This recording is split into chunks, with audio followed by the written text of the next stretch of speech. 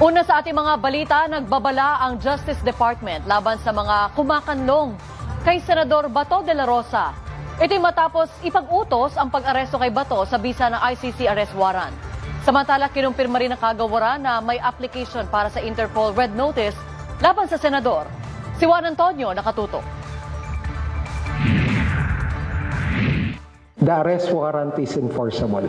Ipinapaaresto na sa NBI at PNP si Senador Bato de la Rosa sa bisa ng arrest warrant mula sa International Criminal Court bilang co-perpetrator sa kasong Crimes Against Humanity. Nagugat ito sa madugong kampanya kontra droga noong Duterte administration. Pinagtibay ng Korte Suprema ang validity ng ICC arrest warrant matapos ibasura ang petisyon ng kampo ni De La Rosa na magpatupad ng temporary restraining order o anumang interim relief.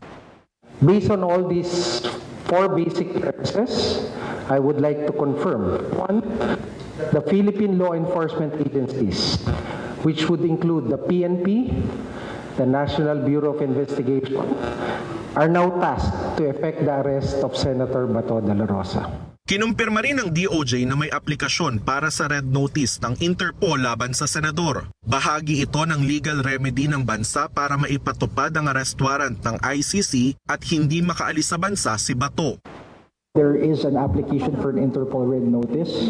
Of course, I mean, that is a remedy available to us, syempre, di ba? Ayon kay DOJ Acting Secretary Frederick Vida, malinaw na may lead ang mga law enforcement agencies na magpapatupad ng arrest warrant sa kinaroroonan ng senador. Gagamitin na nila ang kanilang actionable information kabilang na ang pag-access sa CCTV.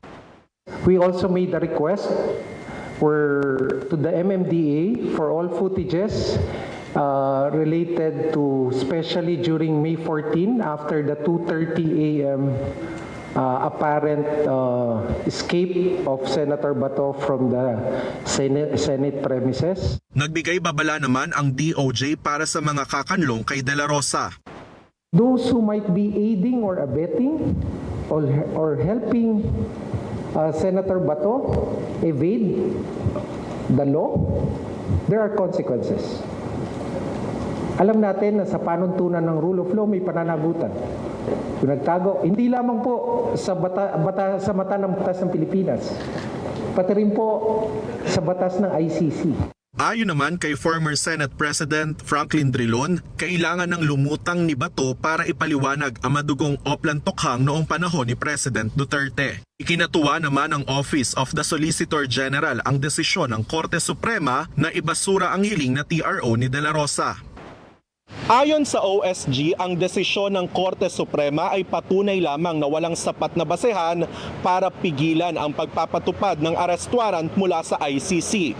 Ipinunto kasi ng OSG na ang mga batas ay hindi ginawa para umiwas at tumakbo sa batas.